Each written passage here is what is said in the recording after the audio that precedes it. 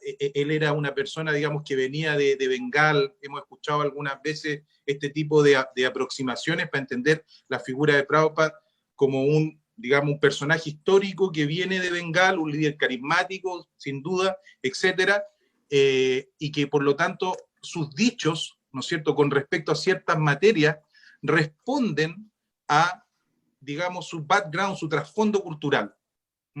Si nosotros analizamos Srila Prabhupada de esa forma, podemos perder la fe en Srila Prabhupada, que sería en el fondo quebrar los cimientos de nuestra fe, ¿no? Sería quebrar los cimientos de nuestra fe y empezar a leer, digamos, las escrituras con una actitud inapropiada, ¿no? Entonces ahí hay un riesgo. Yo considero que ahí hay un riesgo.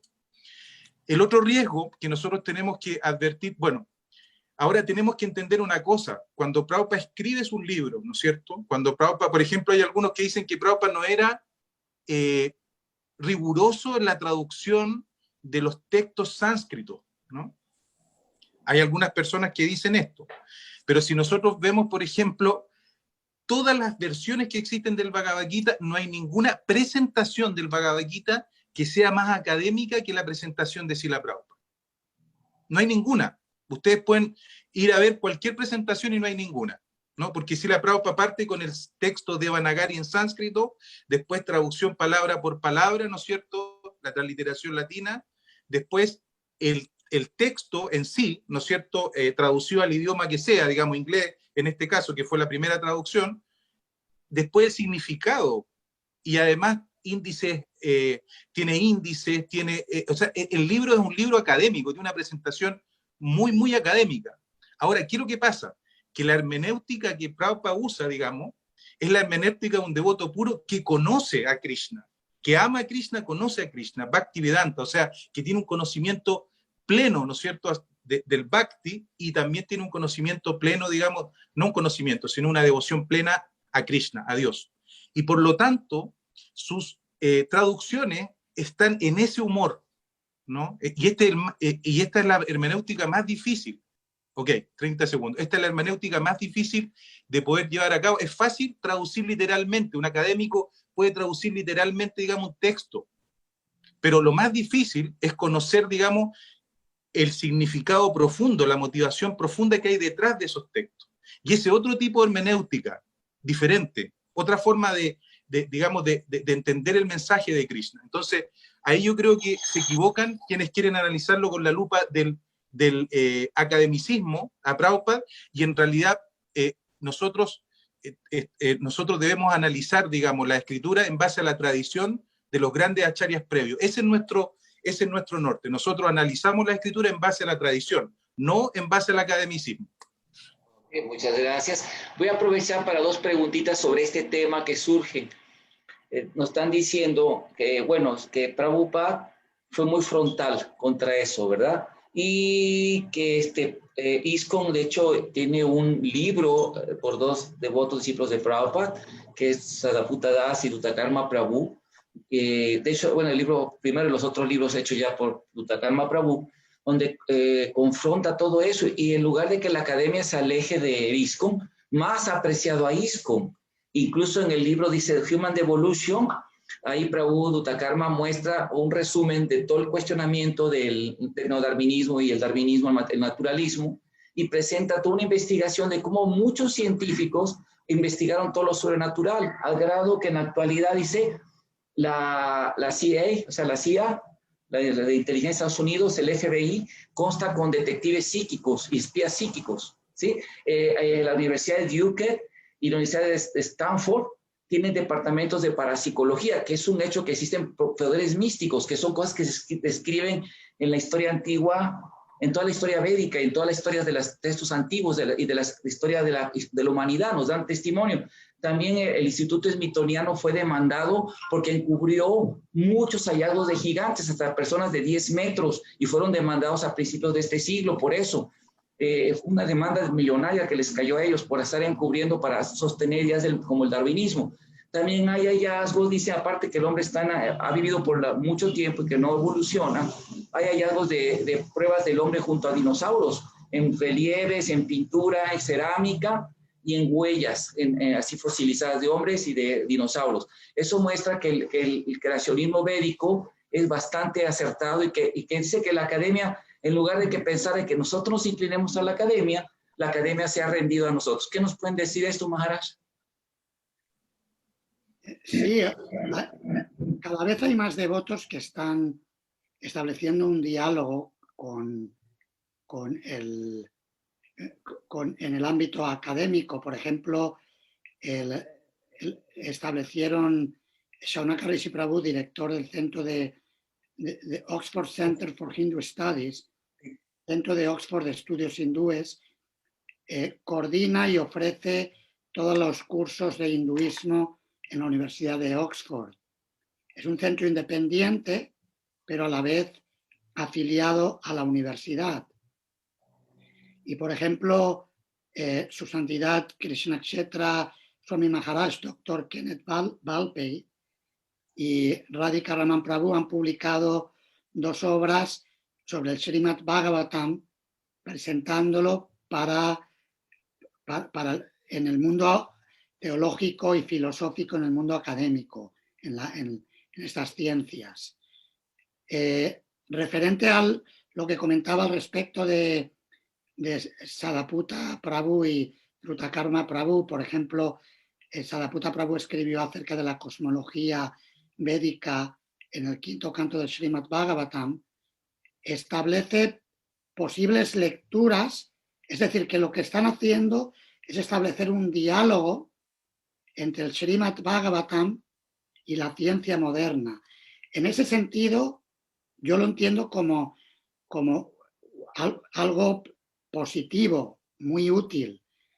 No se trata de decir o es esto, o esto es cierto, o esto otro es cierto, sino ver cómo dialogan y en qué puntos coinciden, cuáles son las diferencias y por qué son esas diferencias.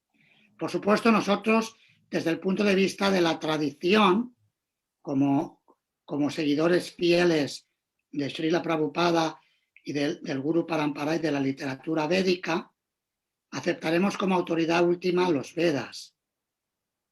Puede ser que los Vedas, y concretamente el Bhagavad Gita y el Srimad Bhagavatam, como la leche y la crema y el fruto maduro del árbol védico.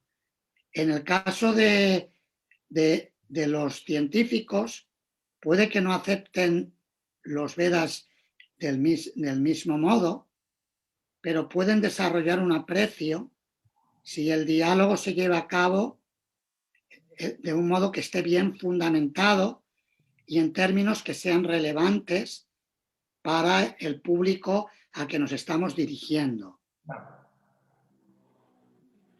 No sé si esto responde a la pregunta. Sí. A ver, Modan Prabhu.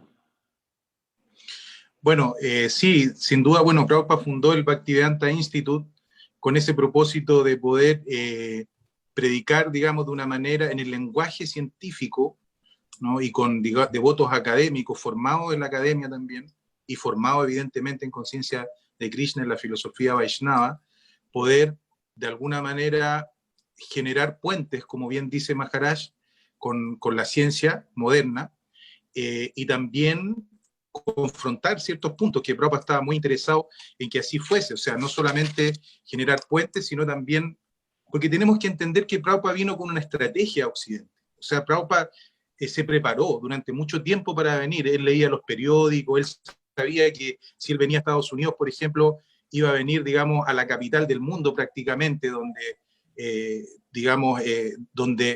la gente, incluso ya los hindúes estaban imitando la forma de vida de los occidentales. Entonces, Prabhupada sabía que si él podía conquistar Estados Unidos, podía conquistar el mundo completo prácticamente, ¿no? Entonces, Prabhupada tenía una estrategia, y no solamente tenía una estrategia desde el punto de vista de la conquista de adeptos, sino que también tenía una estrategia en cuanto a derribar, ¿no es cierto?, destruir las bases ideológicas ateas y nihilistas de la cultura occidental. Y en ese sentido Prabhupada fue categórico. Si uno lee a Prabhupada, escucha a Prabhupada, lea a Prabhupada en sus entrevistas, digamos, en sus diálogos con científicos, con sacerdotes incluso, etcétera. Prabhupada nunca era una prédica no compromise, o sea que no comprometía nada, era una prédica prístina, ¿no es cierto? Una prédica pura, una prédica que en realidad no tenía ningún compromiso de por medio, solamente un compromiso, digamos, con el mensaje que él venía a transmitir, con, digamos, el mensaje de sus predecesores y con, evidentemente, con el Shastra, ¿no? Entonces, en ese sentido, podemos ver a lo mejor, y esta es una apreciación muy personal y me gustaría también escuchar algo que Maharaj nos pudiera iluminar al respecto, de que de alguna u otra forma el movimiento, ¿no es cierto?, no vemos esas voces tan fuertes, no es algo muy común ver, digamos, devotos que se planteen con esa fuerza, digamos, a hablar con respecto a los temas que Prabhupada trató y que están afectando al mundo actualmente, ¿no? Se están legislando en todas partes del mundo en relación al aborto, por ejemplo, hay un movimiento feminista muy... Sería la segunda parte. ¿Cómo? Es una perfecto. Sí, okay. Sí, okay. Bueno, miren, hay un detalle ahorita aquí que me está marcando, porque mi hija no creo que no estamos bien. Si se llega a cortar, lo volvemos a reiniciar, ¿sí? Porque ahorita va a venir para arreglar aquí esto. Bueno, y como, bueno, es una pregunta mía, Maharaj, Prabhu. Una cosa real, ¿no? Que yo he descubierto en todas mis investigaciones, en mis estudios, sobre todo en mi tesis doctoral, también los puse muy bien. El tema es este. La historia védica, ¿sí?, pone al señor Buda en el año 1000, más o menos 1400, 1600, a 2000 años de Kali Yuga, y esto lo dice Jiva Goswami Sukrisa Sandarbha, lo dice los grandes sabios védicos, historiadores y astrónomos como Aryabhata, Varaha-Mihira en la historia de Kashmir, ¿cómo se llama? Kalhana, todos ellos que fueron los que estudiaron astronomía védica y vieron cuando entró Kali Yuga, como dice los estudios modernos de la astronomía y la astronomía matemática, ¿no? Que fue el 18 de febrero del año 3102 a.C. Entonces, aquí la pregunta es, Prabhupada, sin embargo, basado, obviamente, él se basa en el Govinda Vasya, que ¿cómo se llama? Que el Govinda Vasya de Sila Bhaktisiddhanta y los 14 otros comentarios, ¿verdad?, de los acharyas previos, y Prabhupada utiliza el modelo de poner a Buda en el 600 a.C. Sin embargo, los acharyas y los sabios védicos de la India, ellos establecieron eso, y también los mapas astronómicos de los textos budistas ponen a Buda en ese tiempo, en el 2000 años después de Cristo, casi 2000 años antes de Cristo, un poquito más. Y también, incluso en la primera cronología que hizo Sir William Young, el padre de neurología occidental, británica, del orientalismo, del padre de la indología, de hecho, él también pone a Buda en esa fecha, que es la fecha védica, pero luego lo redujeron para adaptarlo más a la cronología bíblica. Bueno, y ahora se está volviendo a retomar ese discurso. Entonces, si la Prabhupada utilizó, o sea, Prabhupada también digo, a ver, Maharaj, Prabhupada dio límites epistemológicos, él también lo dice en sus significados del Bhagavatam, conversaciones, algunos puntos técnicos, y yo no soy experto en física y química, en cálculo del átomo físico, esta tabla se lo dejo a los expertos. Oiga, arqueología, yo no soy experto en arqueología, pero pueden estudiar luego ver los expertos este tema. Prabhupada reconoce que tiene límites epistemológicos, ¿no? Entonces, ahí cómo se puede entender para mantener la pureza, ¿verdad? Sí, que tampoco se entienda que eso es una falla, que eso no pone que Prabhupada no tiene autoridad nada más porque en esos puntos no son los más acertados, incluso en la tradición y con lo que se está descubriendo actualmente. ¿Y cómo se tendría que entender, Maharaj? Sí, antes hablábamos de la interpretación directa, Mukhya Vritti o Abhita Vritti, directamente la lectura del diccionario y del texto, y la interpretación indirecta, Gauna Vritti, y Srila Prabhupada, en uno de los significados al Chaitanya Charitamrita, en el que cita a Srila Bhaktisiddhanta al respecto de este tema, explica cómo la explicación indirecta puede llevarse a cabo como una cuestión de necesidad o en situaciones en que sea evidente, pero que en última instancia no es la definitiva. Es decir, puede ser como necesidad para explicar algo. De todos modos, a mí lo que me recuerda este tipo de argumentos, que de todos modos el tema de la cronología es un tema muy amplio porque incluso en el mundo académico, en el Bhaktivedanta College lo hemos tocado bastante con respecto a la antigüedad del Srimad Bhagavatam según diferentes académicos. Y hay un académico que ha hecho un estudio bastante exhaustivo sobre los Puranas, se llama Ludo Rocher. En el análisis que hace, dice que el tratar de atribuir fechas exactas a los Puranas es simplemente una lectura pobre desde el punto de vista académico, porque si analizamos las versiones de distintos académicos, pueden diferir en literalmente miles de años.